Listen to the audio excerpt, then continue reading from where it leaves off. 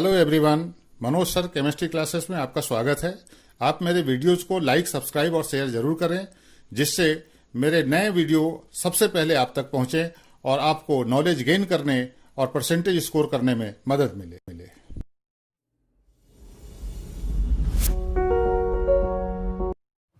Hello everyone, आज हम लोग असामान्य अणुभार एबनॉर्मल मॉलिक्यूलर मास के बारे में पढ़ेंगे। इसके पहले हम लोगों ने अणुसंख्यक गुण पढ़ा। अणुसंख्यक गुण में हम लोगों ने 4 गुणधर्म देखे: वाष्प दाब में आपेक्षिक अवनमन, क्वथनांक में उन्नयन, हिमांक में अवनमन और अंत में परासरण दाब। इन चारों के द्वारा हम विलेय पदार्थ का अणुभार ज्ञात कर सकते हैं। इन चारों पर एक कॉमन प्रश्न बनता है कि इनकी सहायता से विलेय पदार्थ का अणुभार ज्ञात कीजिए। तो अणुसंख्यक गुण को हम लोगों ने देखा है कि विलयनों के वे गुण जो विलेय पदार्थ के कणों की संख्या पर निर्भर करते हैं। अर्थात विलयन में विलेय के कणों की संख्या में वृद्धि होगी तो अणुसंख्यक गुणों के मान में वृद्धि होगी, और इसके विपरीत यदि विलेय पदार्थ के कणों की संख्या कम होगी विलयन में तो अणुसंख्यक गुणों के मान भी हमको कम प्राप्त होंगे। तो हम कह सकते हैं कि अणुसंख्यक गुणों का जो मान है वो विलेय के कणों की संख्या के समानुपाती होता है। हम इस प्रकार से लिख सकते हैं WB/MB, विलेय के मोलों की संख्या।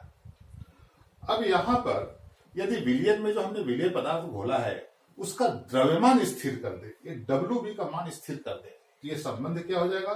अणुसंख्यक गुण व्युत्क्रमानुपाती विलेय पदार्थ का अणुभार। तो हम कह सकते हैं कि अणुसंख्यक गुणों के मान विलेय पदार्थ के कणों की संख्या के समानुपाती तथा अणुभार के व्युत्क्रमानुपाती होते हैं। तो हमने जो चारों अणुसंख्यक गुणों के लिए गणितीय व्यंजक की स्थापना की है उसमें यह मानकर स्थापना किया है कि जितना विलेय पदार्थ हम घोलते हैं, जितने कण हम विलेय पदार्थ के घोलते हैं विलयन में, उनके कणों की संख्या में कोई परिवर्तन नहीं होता है। लेकिन कुछ उदाहरण ऐसे हैं जिसमें जब हम विलयन में विलेय पदार्थ के कणों को घोलते हैं तो उनका वियोजन हो जाता है, वो टूट जाते हैं, कणों की संख्या बढ़ जाती है। और इसके विपरीत कुछ पदार्थ ऐसे भी हैं जिनके कई अणु आपस में संयुक्त होकर एक अणु के समान व्यवहार प्रदर्शित करने लगते हैं। उस स्थिति में कणों की संख्या कम हो जाती है। तो किस प्रकार विलयन में विलेय का वियोजन अथवा संगुणन होता है हम लोग उदाहरण से समझेंगे। उदाहरण के लिए सबसे पहले हम देखते हैं विलेय के अणुओं का वियोजन। NaCl एक विद्युत अपघट्य है। हमें पता है कि विद्युत अपघट्य जलीय विलयन में अपने आयनों में वियोजित हो जाते हैं। तो जैसे हमने NaCl को घोला तो वो विलयन में टूट जाएगा Na+ और Cl- आयनों में। तो हमने घोला तो एक कण, लेकिन यहां हमको विलयन में कितने कण प्राप्त हो रहे हैं? 2 कण। अणुसंख्यक गुणों में हम लोगों ने देखा है विलयनों के वे गुण जो कणों की संख्या पर निर्भर करते हैं, न कि उनकी प्रकृति पर। कण किसके हैं? यहां पर NaCl है, यहां पर वो आयन है, इससे कोई लेना देना नहीं। हमें तो कणों की संख्या देखनी है कि कणों की संख्या कितनी है। तो हमने एक कण घोला था और यहां पे कितने हो गए? 2 कण। इसका मतलब कि विलयन में विलेय के कणों की संख्या में क्या हो गई? वृद्धि हो गई। अब जब विलयन में विलेय के कणों की संख्या में वृद्धि होगी तो हमने ऊपर लिखा है कि अणुसंख्यक गुणों का मान विलेय के कणों की संख्या के समानुपाती होता है। इसका मतलब है कि जब कणों की संख्या में वृद्धि होगी तो अणुसंख्यक गुणों के जो प्रेक्षित मान हैं वो उनके वास्तविक मान से अधिक प्राप्त होंगे। अब यहां पर यह संबंध है, अणुसंख्यक गुण का मान अणुभार का व्युत्क्रमानुपाती है। इसका मतलब है कि जब अणुसंख्यक गुणों के मान में वृद्धि होगी तो विलेय पदार्थ का जो हम अणुभार ज्ञात करेंगे उसका जो प्रेक्षित मान है उसके वास्तविक मान से हमको कम प्राप्त होगा। तो इस प्रकार चारों अणुसंख्यक गुणों का उपयोग करके जो हम विलेय पदार्थ का अणुभार ज्ञात करेंगे उसके वास्तविक मान से हमको भिन्नता प्राप्त होगी, सही मान कभी प्राप्त नहीं होगा। इसी प्रकार हम संगुणन का उदाहरण देखेंगे। विलेय के अणुओं का संगुणन इसका उदाहरण है एसिटिक अम्ल। एसिटिक अम्ल में OH बंध होता है। हमें पता है OH बंध कैसा होता है, ध्रुवित प्रकृति का होता है। हाइड्रोजन पर धन आवेश, ऑक्सीजन पर ऋण आवेश होता है। तो इस ध्रुवता के कारण यहां पर एसिटिक अम्ल के दो अणु परस्पर हाइड्रोजन बंधों द्वारा जुड़ जाते हैं और विलयन में दो अणु मिलकर एक अणु के समान व्यवहार प्रदर्शित करते हैं। तो इस प्रकार हम देख रहे हैं कि हमने विलयन में घोला तो कितने कण हैं, 2, लेकिन विलयन में कण कितने हो गए, 1। कणों की संख्या घट गई। तो जब विलयन में विलेय के अणुओं का संगुणन होता है तब विलेय के कणों की संख्या में कमी हो जाती है, और जब विलेय के कणों की संख्या में कमी होगी तो अणुसंख्यक गुण के जो वास्तविक मान है, जो प्रेक्षित मान है, वो उसके वास्तविक मान से कम प्राप्त होंगे। और इसी प्रकार जब हम अणुभार ज्ञात करेंगे तो अणुभार का मान हमको कैसा प्राप्त होगा, अधिक प्राप्त होगा। तो इस प्रकार हमने देखा कि अणुसंख्यक गुणों का उपयोग करके जो हम अणुभार ज्ञात करते हैं वो सामान्य मान प्राप्त नहीं होता है, सामान्य मान से भिन्न प्राप्त होता है। कम भी प्राप्त हो सकता है, अधिक भी प्राप्त हो सकता है। अगर वियोजन हुआ तो अणुसंख्यक गुण का मान कैसा, अणुभार का मान कैसा प्राप्त होगा, कम प्राप्त होगा। और अगर वियोजन हुआ, संगुणन हुआ तो अणुभार का मान हमको अधिक प्राप्त होगा। तो इस प्रकार जब विलयन में विलेय के अणुओं का वियोजन अथवा संगुणन होता है तब गणना से प्राप्त मान और वास्तविक मान में भिन्नता प्राप्त हो जाती है। अणुभार के मान हमको सही प्राप्त नहीं होते हैं। तो ये जो असामान्य अणुभार प्राप्त हो रहा है, इससे वो जो चारों सूत्र हैं हमारे वो गलत हो जाते हैं। तो उस चारों सूत्रों को सही करने के लिए हमें संगुणन और वियोजन की सीमा ज्ञात करनी है। और संगुणन और वियोजन की जो हम सीमा ज्ञात करते हैं उसका जब हम अणुसंख्यक गुणों के मान में गुणा कर देंगे तो वो जो भिन्नता आई थी वो सही हो जाएगा। तो आगे हम लोग देखेंगे वांट ऑफ घटक।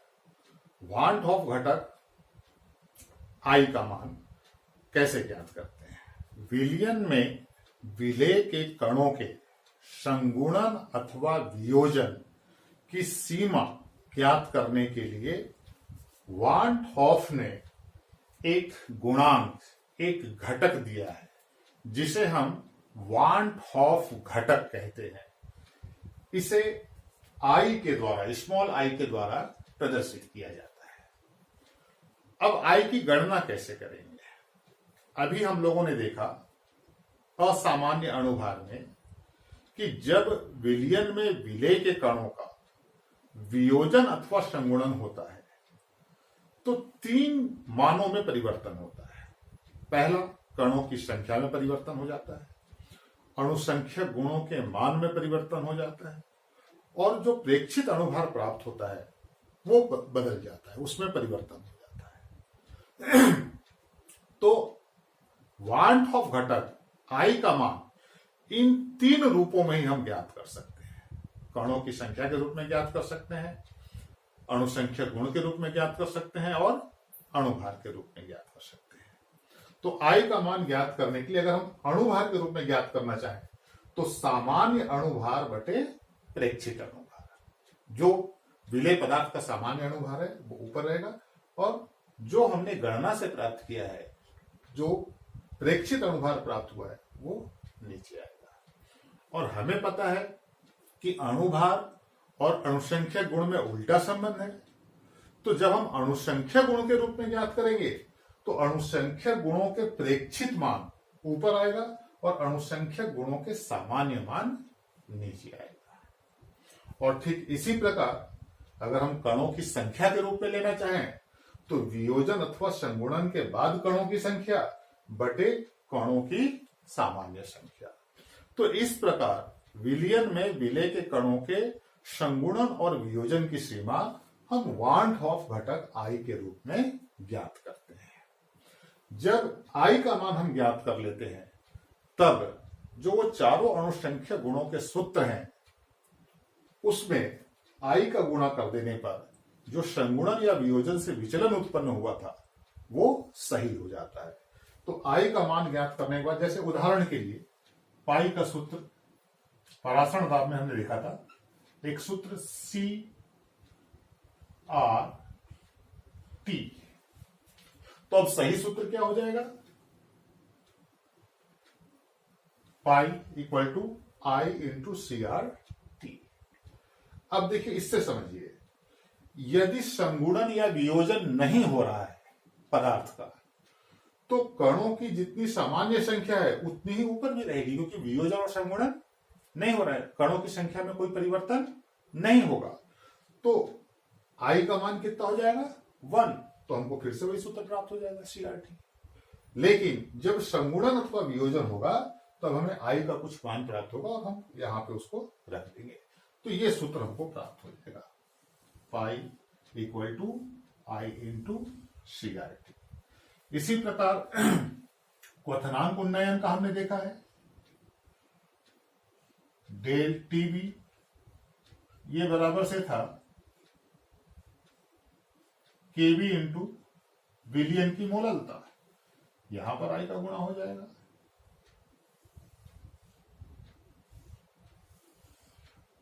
इसी प्रकार हिमांक में अवनमन,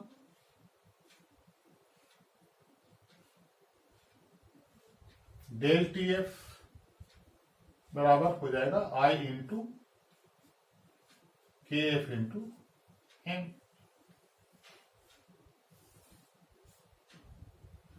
इसी प्रकार वाष्प दाब में जो अपेक्षिक अवनमन है उसमें भी हम लोग आई का गुणा कर सकते हैं।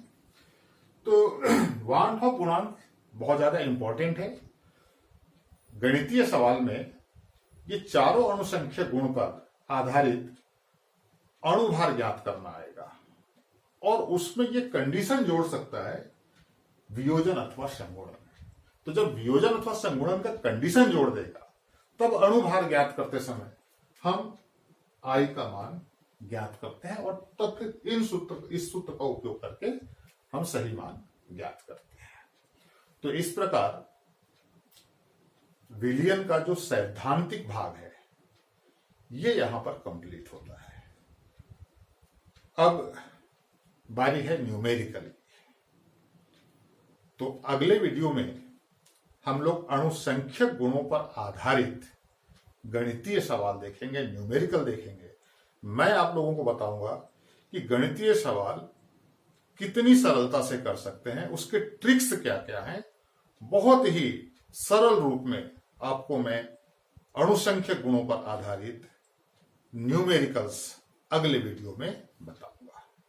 तब तक के लिए इतना ही।